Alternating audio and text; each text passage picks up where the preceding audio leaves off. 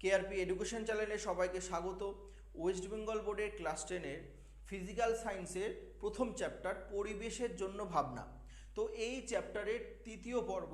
এই তৃতীয় পর্বতে আমরা গ্রিন হাউস ইফেক্ট এবং গ্লোবাল ওয়ার্মিং সম্পর্কে জানব এবং আরও জানব গ্রিন হাউস ইফেক্টের ফলস্বরূপ কী হয় এবং বিশ্ব উষ্ণায়ন অর্থাৎ গ্লোবাল ওয়ার্মিংয়ের ফলস্বরূপ কী হয়। তো প্রথমে এই গ্রিন হাউস এফেক্টের নামকরণ করেছিল বিজ্ঞানী আর হেনিয়াস।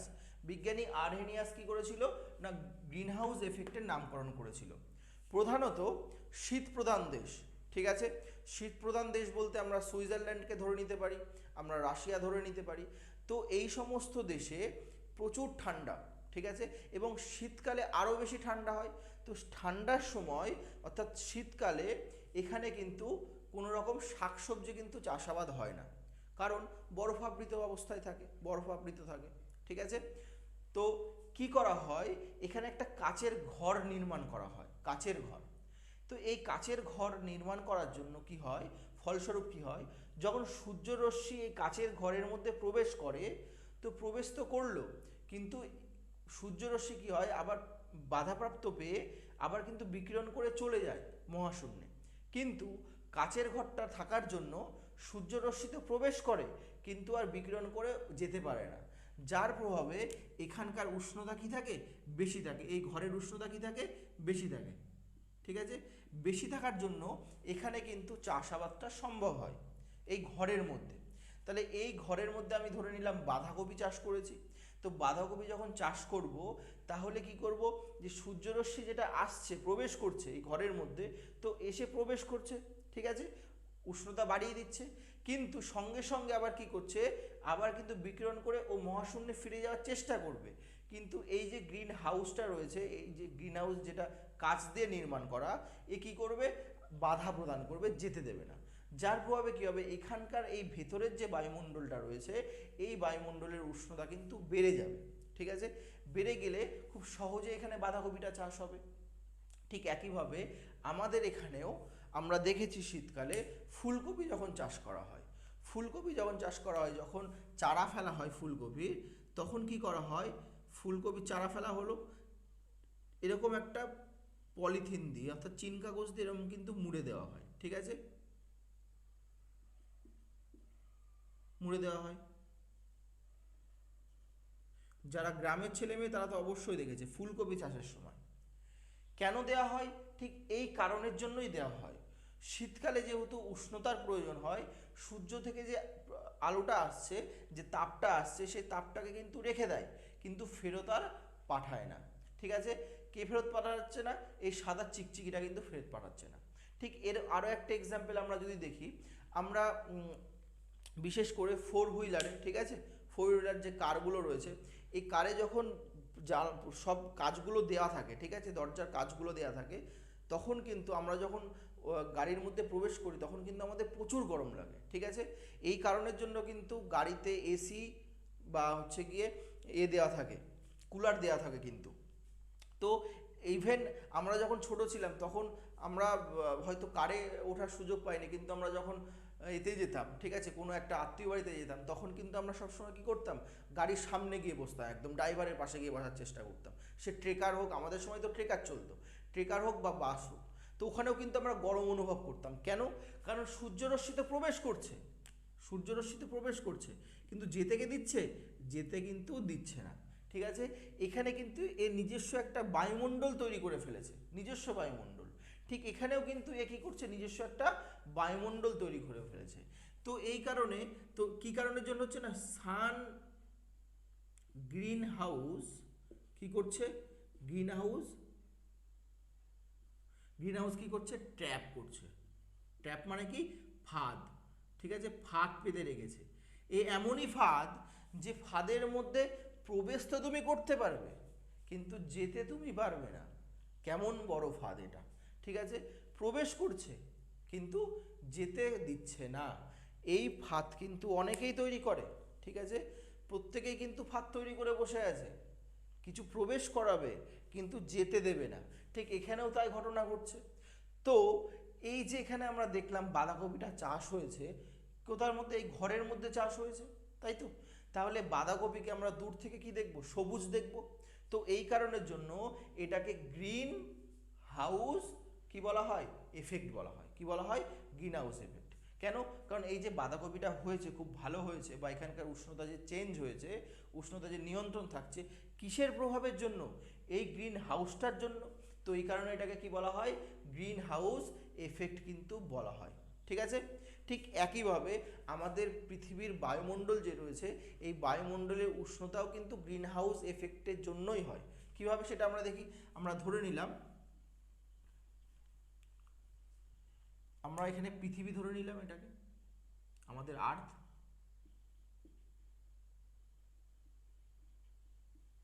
ঠিক আছে? আর্থের বাইরে কি থাকবে? বায়ুমণ্ডল রয়েছে, বায়ুমণ্ডল। ঠিক আছে? তো সূর্যরশ্মি যখন আমাদের বায়ুমণ্ডলকে ভেদ করে যখন পৃথিবী পৃষ্ঠে এসে পৌঁছায়, তো পৃথিবী পৃষ্ঠ কি করে? কিছু রশ্মিকে কিন্তু অ্যাবজর্ব করে নেয়, শোষণ করে নেয়, যার প্রভাবে কিন্তু পৃথিবী পৃষ্ঠ কিন্তু গরম হয়। কিন্তু কিছু আবার তাপ কি করে? বিকিরণ করে কিন্তু আবার মহাশূন্যে ফিরিয়ে দেয়। ঠিক আছে? বিকিরণ করে। তো এই বিকিরণটাকে আমাকে কি করতে হবে? আটকাতে হবে। বিকিরণ যদি না আটকায় তাহলে কি হবে? এই যে বায়ুমণ্ডল রয়েছে, এই বায়ুমণ্ডলের উষ্ণতা কি হয়ে যাবে? কমে যাবে। বায়ুমণ্ডলের উষ্ণতা কি হয়ে যাবে? একদম কমে যাবে। আর বায়ুমণ্ডলের উষ্ণতা যদি কমে যায়, তাহলে জীবকুলের জন্য কিন্তু এটা সঠিক নয়। ঠিক আছে? তো এই বায়ুমণ্ডলের উষ্ণতাটাকেও নিয়ন্ত্রণ রাখতে হবে।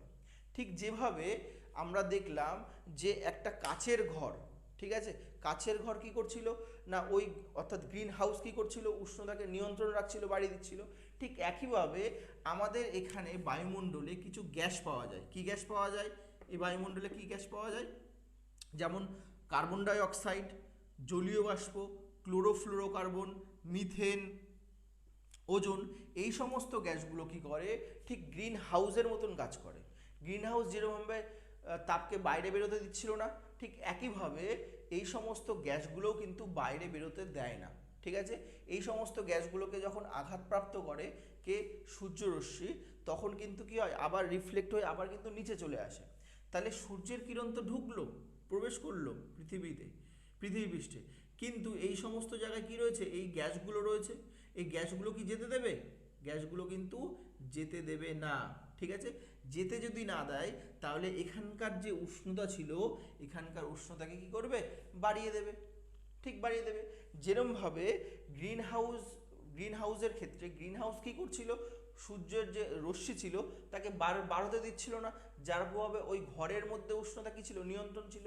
ঠিক একইভাবে পৃথিবীর যে বায়ুমণ্ডল রয়েছে, এই বায়ুমণ্ডলের মধ্যেও এই সমস্ত গ্যাসগুলো রয়েছে। এই গ্যাসগুলো কিন্তু কি করে না? এই সূর্যরশ্মিকে যেটা বিকিরণ হচ্ছে, সেই বিকিরণকে কি করে? বাধা দেয়, বাইরে মহাশূন্যে যেতে পারে না, যার প্রভাবে এই বায়ুমণ্ডল কি থাকে? উষ্ণ থাকে। ঠিক আছে? তো এই বায়ুমণ্ডল যে গরম থাকে, এটা কিন্তু আমাদের প্রয়োজন রয়েছে। ঠিক আছে? নিড এটা আমাদের, বায়ুমণ্ডলটা তো গরম থাকা। কিন্তু যদি এই গ্রিন হাউস, এই সমস্ত গ্যাসগুলো যদি না থাকতো, তাহলে কিন্তু বায়ুমণ্ডলের উষ্ণতা হয়ে যেত প্রায় 18 ডিগ্রি, -18 ডিগ্রি সি থেকে -23 ডিগ্রি সি পর্যন্ত হয়ে যেত। -18 থেকে কত? -23। বরফের উষ্ণতা কত হয়? 0 ডিগ্রি সি। তাহলে আমরা জল খেতাম, বরফ হয়ে যেত, আমরা টিকেই থাকতে পারতাম না। তো গ্রিন হাউস গ্যাসের কিন্তু প্রয়োজন আছে। ঠিক আছে? কারণ বায়ুমণ্ডলের গরমটা প্রয়োজন আছে, এটা আমাদের দরকার। কিন্তু এইটা যদি বেশি হয়ে যায় গ্রিন হাউস গ্যাসটা, তাহলে কি হবে? তাহলে কিন্তু অনেক প্রবলেম আছে। ঠিক আছে? তাহলে আমরা দেখলাম যে এখানটায় কি হলো? বায়ুমণ্ডলের উষ্ণতা কিন্তু নিয়ন্ত্রণ থাকলো, অর্থাৎ গরম থাকলো। কিসের জন্য? না গ্রিন হাউস গ্যাসগুলোর জন্য। ঠিক আছে? কেন গ্রিন হাউস গ্যাস? কারণ যেরকমভাবে গ্রিন হাউসটা কী করছিল? উষ্ণতা বাড়াচ্ছিল, সেভাবে এই গ্যাসগুলো কি করছে? উষ্ণতা বাড়াচ্ছে, বাধা প্রদান করে। ঠিক আছে? তার জন্য এই গ্যাসগুলোকে গ্রিন হাউস গ্যাস বলা হয়। তো এই গ্রিন হাউস গ্যাসের জন্য এই বায়ুমণ্ডলের উষ্ণতা কী যাচ্ছে? বেড়ে যাচ্ছে। তো এটাই হচ্ছে গিয়ে green house effect. Green house কি? এফেক্ট। ঠিক আছে? গ্রিন হাউস এফেক্ট সম্পর্কে আমরা জানলাম। এরপরে দেখব কোনো সময় যদি আমাদের এই গ্রিন হাউস গ্যাসের পরিমাণ দিনের পর দিন যদি বাড়তেই থাকে, তাহলে কী হবে? তাহলে তো প্রবলেম শুরু হবে। কি প্রবলেম শুরু হবে? দেখা যাক। ঠিক আছে? তো CO2-র পরিমাণ, জলীয় বাষ্প, মিথেন, ক্লোরোফ্লোরোকার্বন, এইগুলোর পরিমাণ যদি দিনের পর দিন বাড়তে থাকে, তাহলে কি হবে? এখান থেকে আর বিকিরণ হতেই পারবে না। ঠিক আছে? যতটা তাপ আসবে পুরোটাকে কি করতে দেবে না, বিকিরণ করতে দেবে না। তো বিকিরণ যদি করতে না দেয়, একেতে যে তাপটা আসলো সেটা তো কিছু পরিমাণ শোষণ করলো, এবং যেটা ফিরে যাবে পুরোটাকে কি করবে, একদম বিকিরণ করতে দেবে না, যার প্রভাবে এই বায়ুমণ্ডলের উষ্ণতা কিন্তু বাড়তে থাকবে। তাহলে বায়ুমণ্ডলের উষ্ণতা যদি বাড়তে থাকে, তাহলে বায়ুমণ্ডল কি হবে, গরম হয়ে যাবে, অনেক প্রচুর গরম হবে। এটা কি আমাদের প্রয়োজন? এটা কিন্তু আমাদের প্রয়োজন নয়। আগেরটা প্রয়োজন ছিল, বায়ুমণ্ডল গরমটা প্রয়োজন, কিন্তু বেশি গরমটা আমাদের প্রয়োজন নয়। তো বেশি যদি বায়ুমণ্ডল গরম হয়ে যায়, তাহলে আমাদের বিশ্ব কি হয়ে যাবে, গরম হয়ে যাবে। আর বিশ্ব যদি গরম হয়, তাহলে বিশ্বের যে উষ্ণতা রয়েছে, উষ্ণতাও কী হবে, বাড়তে থাকবে, যেটাকে আমরা বলি বিশ্ব উষ্ণায়ন বা গ্লোবাল ওয়ার্মিং। বিশ্ব উষ্ণায়ন বা গ্লোবাল ওয়ার্মিং, এই বিশ্ব উষ্ণায়ন নামকরণ করেছিল বিজ্ঞানী ওয়ালেস ব্রেকার। বিজ্ঞানী ওয়ালেস ব্রেকার কিন্তু বিশ্ব উষ্ণায়নের নামটি দিয়েছিল। তাহলে আমরা দেখলাম যে গ্রিনহাউস গ্যাসের পরিমাণ যদি বেড়ে যায়, তাহলে কি ঘটনা ঘটবে, বিশ্ব উষ্ণায়ন হবে, অর্থাৎ বিশ্বের কি হয়ে যাবে, উষ্ণতা দিনের পর দিন বাড়তে থাকবে। কত বাড়তে থাকবে না, প্রত্যেক বছর 0.05 ডিগ্রি সি হারে কিন্তু বাড়তে থাকবে। ঠিক আছে, ইভেন 2050 সাল নাগাদ, 2050 সাল নাগাদ এর উষ্ণতা বেড়ে আমাদের যে গড় উষ্ণতা রয়েছে বায়ুমণ্ডলের, তার উষ্ণতা 2 থেকে 4 ডিগ্রি সি কিন্তু বেড়ে যাবে। ঠিক আছে, যেটা কিন্তু আমাদের জন্য সঠিক খবর নয়। ঠিক আছে, এবার আমরা দেখব গ্লোবাল ওয়ার্মিংয়ের ফলস্বরূপ কী হতে পারে।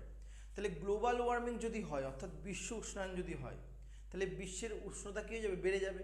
তো আমরা বললাম যে 2050 সাল নাগাদ যে বায়ুমণ্ডলের যে উষ্ণতা রয়েছে, সেই উষ্ণতা 2 ডিগ্রি থেকে 4 ডিগ্রি কিন্তু বেড়ে যাবে। এখনই কত গরম, ঠিক আছে, তো এই গরম কিন্তু এখনই সহ্য করা যায় না।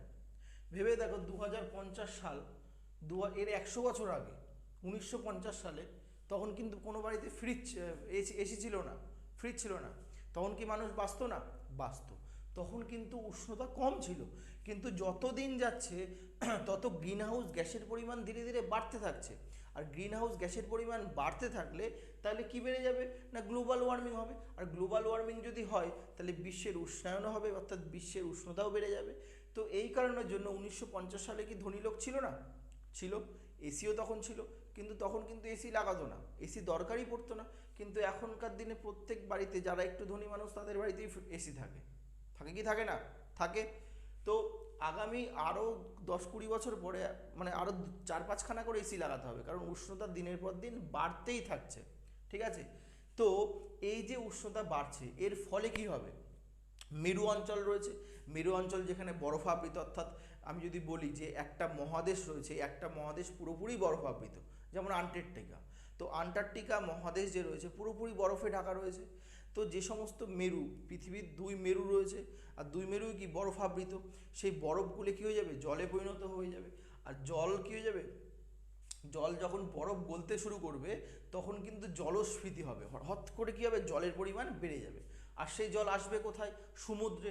আর সমুদ্রের জলতল কী হয়ে যাবে, জলতল কিন্তু আচমকাই বেড়ে যাবে। সমুদ্রের জলতল যদি বেড়ে যায়, সমুদ্রের জলের লেয়ার যদি বেড়ে যায়, তাহলে কি হবে, মহাপ্লাবন হবে, বন্যা হবে, ঝড় হবে, সাইক্লোন হবে। ঠিক আছে, কিসের জন্য, সব গ্লোবাল ওয়ার্মিংয়ের জন্য হবে। শুধু তাই নয়, কৃষিকাজের ক্ষেত্রেও কিন্তু ব্যাহত ঘটবে। সমুদ্রের জল যখন চারপাশে পড়বে, তখন সমুদ্রের চারপাশে যে সমস্ত কৃষি জমিগুলো রয়েছে, ঠিক আছে, তো সেখানকার কৃষি জমিতে সমুদ্রের জল প্রবেশ করবে, আর সমুদ্রের জলের লবণের পরিমাণ বেশি, কৃষিকাজ পুরো ব্যাহত হবে। কৃষিকাজ যদি ব্যাহত হয়, ফসল উৎপাদন হবে না, মানুষ না খেতে পেয়ে মরবে। শুধু তাই নয়, এই উষ্ণতা বাড়ার জন্য কি হয়, কিছু পশু পাখি রয়েছে, ঠিক আছে, সেই পশু পাখিগুলো কিন্তু আস্তে আস্তে উধাও হয়ে যাচ্ছে, এই উষ্ণতা কিন্তু সহ্য করতে পারছে না। আমরা যখন একদমই ছোট ছিলাম, ঠিক আছে, তখন কিন্তু আমরা প্রচুর পাখি দেখতাম, কাক থেকে শুরু করে শালিক পাখি। এখন কাক শালিক পাখি দেখাই যায় না। দিনের পর দিন কিন্তু ধীরে ধীরে পশু পাখির পরিমাণ, কিছু কিছু পশু পাখির পরিমাণ ধীরে ধীরে কমতেই থাকছে। কিসের জন্য, বিশ্ব উষ্ণায়নের জন্য। আর আমরা জানি যে যে কোনো পশু পাখি যদি ধীরে ধীরে অবলুপ্তি ঘটে, তাহলে কিন্তু বাস্তুতন্ত্রের জন্য খুবই ভয়ানক। বাস্তুতন্ত্র বা ইকোসিস্টেম কী হয়, ব্যাহত হয়ে যায়। ঠিক আছে, বাস্তুতন্ত্র, এটা আমরা জীবন বিজ্ঞানের লাস্ট চ্যাপ্টারে গিয়ে পড়বো, ইকোসিস্টেম বা বাস্তুতন্ত্র। ঠিক আছে, বাস্তুতন্ত্র কিন্তু প্রয়োজন আছে আমাদের পরিবেশে, এই বাস্তুতন্ত্র কিন্তু ব্যাঘাত ঘটে। শুধু তাই নয়, যে সমস্ত মহামারী রোগগুলো রয়েছে, গরমকালে যখন উষ্ণতা বেড়ে যাবে, তো এখন গরমের সময় মশার পরিমাণ বেশি, তো ম্যালেরিয়া, ডেঙ্গু এই সমস্ত রোগের পরিমাণ কিন্তু বাড়তে থাকবে। ম্যালেরিয়া, হ্যাঁ, ডেঙ্গু, এই সমস্ত রোগ কী হবে, ধীরে ধীরে কিন্তু বাড়তে থাকবে। তাহলে এই মানে গ্লোবাল ওয়ার্মিংয়ের জন্য কিন্তু হবে এই সমস্ত সব ধরনের ঘটনাগুলো ঘটবে। ধীরে ধীরে জীবকুল কী হয়ে যাবে, ধ্বংসের দিকে চলে যাবে। তো এই কারণে কিন্তু আমাদের কিন্তু গ্রিন হাউস যে গ্যাসগুলো রয়েছে এইগুলো কিন্তু কমানো প্রয়োজন। এই কারণের জন্য সমস্ত দেশ কিন্তু এখন খুব সজাগ হয়েছে। আমাদের ইন্ডিয়া কিন্তু গ্রিন হাউস গ্যাসকে কমানোর জন্য কিন্তু অনেক স্টেপ নিয়েছে। ঠিক আছে, তো আমরা এখন দেখি যে গ্রিন হাউস গ্যাস কমানোর উপায় কী। তো যে সমস্ত জায়গা থেকে গ্রিন হাউস গ্যাসগুলো বার হচ্ছে, যেমন কার্বন ডাইঅক্সাইড কী থেকে বার হয়, জীবাশ্ম জ্বালানি থেকে। সেটা হতে পারে পেট্রোল, ডিজেল। তাহলে পেট্রোল ডিজেলে যে বাইক চলছে, চলছে, সমস্ত যানবাহন চলছে, তাহলে এই যানবাহনগুলোকে কী করতে হবে, কনভার্ট করতে হবে অন্য কিছুতে। যেরকম আমাদের ভারতবর্ষে এখন ইথানলের গাড়ি আসছে, ইলেকট্রিক গাড়ি আসছে। তো ইলেকট্রিক গাড়ি, ইথানলের গাড়ি কী করবে, কার্বন ডাইঅক্সাইড কী করবে না, বার করবে না। তো কার্বন ডাইঅক্সাইডের পরিমাণ কমে যাবে। তো জীবাশ্ম জ্বালানি কিন্তু আমাদের ব্যবহার কম করতে হবে। তাহলে যত যানবাহন রয়েছে সমস্ত যানবাহনকে পেট্রোল থেকে কনভার্ট করতে হবে কিসে, ইলেকট্রিকে না ইথানলে। তো আমাদের দেশে কিন্তু অলরেডি কাজ শুরু হয়ে গেছে। ঠিক আছে, তারপরে কি করতে হবে, সোলার এনার্জি কিন্তু ইউজ করতে হবে। তাপবিদ্যুৎ কেন্দ্রে কয়লা পুড়িয়ে কিন্তু কি করা হয়, বিদ্যুৎ উৎপাদন করা হয়। তাহলে এই সমস্ত কয়লা, কাঠ আমরা যাতে না পোড়াই তার জন্য কি করতে হবে, শক্তি উৎপাদন করতে হবে, শক্তির প্রয়োজন। তাহলে আমরা কি সোলার এনার্জিকে কিন্তু আমাদের বাড়াতে হবে। আমাদের ভারতবর্ষে অলরেডি সোলার এনার্জি কিন্তু প্রচুর পরিমাণে ধীরে ধীরে ইনক্রিজ হচ্ছে। সোলার এনার্জি, প্রচুর সোলার প্ল্যান্ট কিন্তু তৈরি হয়েছে। সোলার এনার্জিকে বাড়াতে হবে। এছাড়া কী করতে হবে, বৃক্ষরোপণ করতে হবে। কারণ আমরা জানি যে গাছ কিন্তু সালোক সংশ্লেষ পদ্ধতিতে যখন খাদ্য তৈরি করে তখন কিন্তু বাতাস থেকে কার্বন ডাইঅক্সাইড শোষণ করে। তো গাছ যত থাকবে তত সালোক সংশ্লেষ বেশি হবে, তত কার্বন ডাইঅক্সাইড কী থেকে, বায়ুমণ্ডল থেকে নেবে। তাই বৃক্ষরোপণ কিন্তু করা কিন্তু প্রয়োজন। আর গাছ কিন্তু আরও অনেক কাজে লাগে। তো এই কারণের জন্যই বলা হয় একটি গাছ একটি প্রাণ, একটি গাছ একটি প্রাণ। কিন্তু যদি এইভাবে দিনের পর দিন এই গ্রিনহাউস গ্যাসের পরিমাণ যদি বাড়তে থাকে, তাহলে কিন্তু সমস্ত দেশ যদি সজাগ না হয়, তাহলে কিন্তু 2050 সালে গিয়ে একটি গাছ 5টি প্রাণ হয়ে যাবে। কিন্তু তাহলে কিন্তু আমাদের সজাগ থাকতে হবে যাতে গ্রিনহাউস যে গ্যাসগুলো রয়েছে সেগুলো যাতে বার না হয়। এছাড়াও ধোঁয়া পরিশোধন করতে হবে। ওই যে বললাম, যে সমস্ত বাইকগুলো রয়েছে এখনকার দিনে, যে সমস্ত বাইক আছে, BS6-এর বাইক, BS6-এর গাড়ি চলছে আমাদের এখন, ভারত স্টেজ 6, অর্থাৎ যে কারগুলো আসছে বা যে মোটরসাইকেলগুলো আসছে সবগুলোই BS, ঠিক আছে, অর্থাৎ ভারত স্টেজ 6। তো সেগুলোতে কিন্তু বেশি ধোঁয়া বার হয় না, তবুও গাড়ির কিন্তু বয়স 14 বছর কিন্তু, ঠিক আছে। গাড়ি, একটা বাইকের জীবনকাল কত বছর হয়, 14 বছর। 14 বছর পরে কিন্তু সেই গাড়ি আর চালাতে পারে না, এটা অনেকে হয়তো জানেও না। তো ধোঁয়া কিন্তু পরিশোধন করতে হবে। তারপরে যে সমস্ত কলকারখানাগুলো থেকে ক্ষতিকারক যে সমস্ত গ্যাসগুলো বার হচ্ছিল সেগুলোকে কী করতে হবে, পরিশোধন করে বার করতে হবে। তাহলে এই সমস্ত উপায়গুলো কিন্তু আমাদের করতে হবে। করতে পারলে গ্রিনহাউস গ্যাসের পরিমাণ কমবে, তাহলে কিন্তু আমাদের বায়ুমণ্ডলের উষ্ণতা নিয়ন্ত্রণে থাকবে। আর নিয়ন্ত্রণে যদি না থাকে তাহলে কিন্তু বিশ্ব উষ্ণায়ন কিন্তু এর পরিমাণটা ধীরে ধীরে বাড়তে থাকবে, পৃথিবী কিন্তু আস্তে আস্তে ধ্বংসের মুখে চলে যাবে। আশা করছি গ্রিনহাউস গ্যাস এবং গ্রিনহাউস গ্যাসের যে এফেক্ট এবং গ্লোবাল ওয়ার্মিংয়ের এফেক্ট, প্রভাব এবং এটা কমানোর উপায় সম্পর্কে সঠিক ধারণা এসেছে। তো সবাইকে রিকোয়েস্ট করব এই ভিডিওটাকে শেয়ার করার জন্য, বিশেষ করে যারা মাধ্যমিকের ক্যান্ডিডেট এবছরে, তাদেরকে অবশ্যই করবে।